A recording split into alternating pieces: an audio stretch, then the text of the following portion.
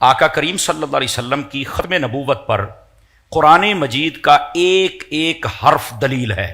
بہت اچھے. چونکہ میں طالب علم تھا تو میں سوچ میں پڑ گیا کہ یہ حضرت نے کیا بات کی ہے.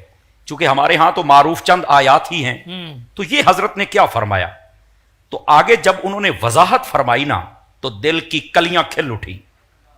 آپ نے بڑی خوبصورت بات فرمائی. فرمایا ایک ایک لفظ ختم نبوت پر اس طرح دلیل ہے کہ یہ نازل ہوا ہے اللہ کے آخری نبی پر، اور آخری نبی کے بعد کوئی نبی آ نہیں سکتا. بہت اچھے. تو یہ ایک ایک لفظ جو حضور پر نازل ہوا، جو ایک ایک آیت نازل ہوئی، یہ اس بات کا بیان کر رہی ہے کہ میں تاجدار ختم نبوت پر نازل ہوئی ہوں. بہت اچھے. تو فرمایا یہ ایک ایک حرف، ایک ایک لفظ یہ دلیل ہے قرآن مجید کا، ایک ایک لفظ یہ دلیل ہے حضور کی ختم نبوت پر.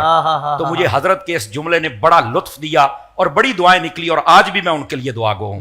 اللہ ان کو برکات کثیرہ عطا فرمائے. اچھا، دوسری بات، اللہ رب العزت نے قرآن مجید برہان رشید میں ما کان محمد ابا احد من رجالکم ولکن رسول اللہ وخاتم النبیین، اس آیت کریمہ میں کیا خوبصورت انداز میں ارشاد فرمایا.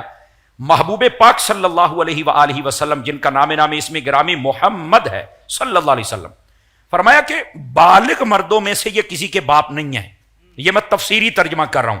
ہمارے ناظرین سوچ رہے ہوں بالغ کا لفظ کہاں سے آیا، تو میں اس کی وضاحت کرتا ہوں. جی.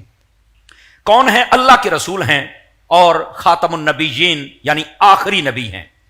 اب اگر یہاں پر دیکھا جائے تو بالغ مردوں کے آپ باپ نہیں، اس کا کیا مطلب ہے؟ میں اس کے شان نزول کی طرف نہیں جا رہا کہ حضرت زید رضی اللہ تعالی عنہ، آپ اور آپ کی بیوی جو انہوں نے طلاق دی، نبی پاک نے نکاح فرمایا، منہ بولے بیٹے تھے، کافروں نے اعتراض کیا، اس کے جواب میں اللہ نے قرآن کی آیت نازل فرمایا. اس تفصیل میں نہیں جا رہا، لیکن اشارہ دے دیا، سمجھدار سمجھ جائیں گے.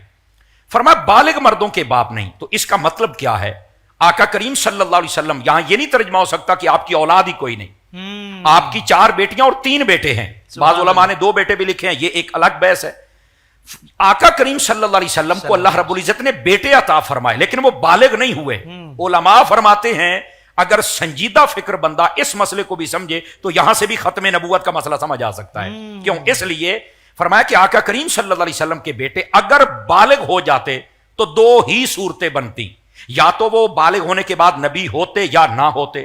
فرمایا اگر نبی ہوتے تو ختم نبوت کا تاج آگے جاتا، اللہ کو یہ بھی منظور نہیں تھا. بہت اچھا. سمجھنے والی بات ہے نا. اور اگر بالغ ہوتے نبی نہ بنتے تو یہ بھی آقا کریم صلی اللہ علیہ وسلم کی شان اقدس میں ایک قسم کا نقص آ جاتا کہ پہلے نبیوں کے بیٹے بالغ ہوئے تو نبوت ملی، ہمارے نبی کے بیٹے بالغ ہوئے تو نبوت نہیں ملی.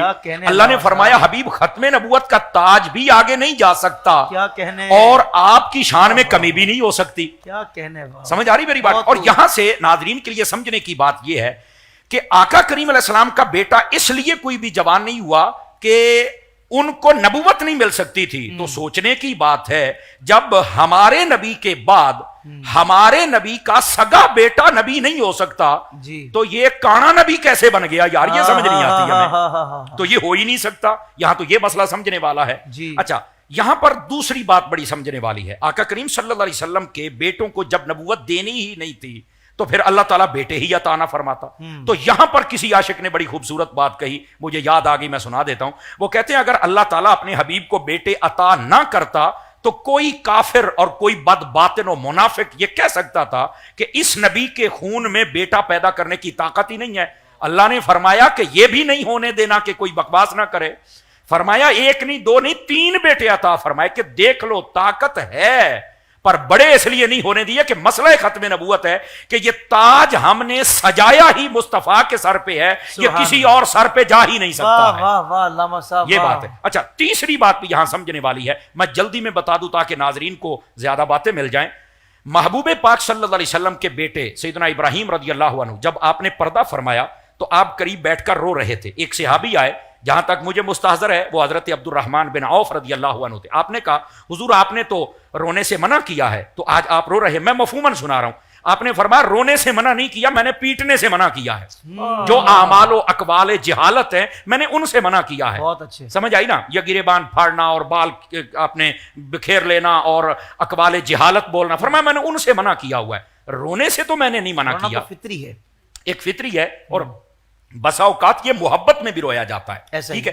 اچھا، आका करीम सल्लल्लाहु अलैहि वसल्लम ने यह बात इरशाद फरमा दी। लेकिन मैं नाजरीन से कहना चाहता हूं, जरा एक मिनट के लिए रोक के सोचिए ना, आका करीम सल्लल्लाहु अलैहि वसल्लम ये वही नबी नहीं है कि सूरज डूब जाए तो वापस पलटा लेते हैं, चांद को तोड़ लेते हैं, आप दरख्तों को चला लेते हैं, पत्थरों को बुला लेते हैं, क्या आज दुआ करें तो ये बेटा जिंदा नहीं हो सकता है? तो आप ये दुआ क्यों नहीं फरमा रहे, क्यों नहीं कर रहे? तो मुझे जो समझ आई, यहां नुक्ता ये दे रहे हैं कि मेरी यहां खत्म नबूवत का मसला है कि अगर मेरा बेटा जिंदा हो, जवान हो, तो खत्म नबूवत का ताज आगे जाएगा, पर फरमाया मेरी खत्म नबूवत पर मैं अपना बेटा ही कुर्बान कर रहा हूं वाह वाह कि ये ताज मेरे बेटे को भी नहीं मिल सकता है। तो जब हुजूर का बेटा खत्म नबूवत पे कुर्बान हो सकता है, तो तेरे मेरे बेटे कुर्बान नहीं हो सकते हैं। अल्लाह, तो कुरान मजीद की अगर इस बयान को देखा जाए तो ये तो दिल की सारी कलियां खोल के रख देता है। बहुत अच्छे। तो अल्लाह रब्बुल इज्जत ने महबूब पाक सल्लल्लाहु अलैहि वसल्लम आपकी खत्म नबूवत का जाहिर व बाहिर बयान फरमा दिया है कि ये आखिरी नबी है, इनके बाद कोई नबी नहीं हो सकता।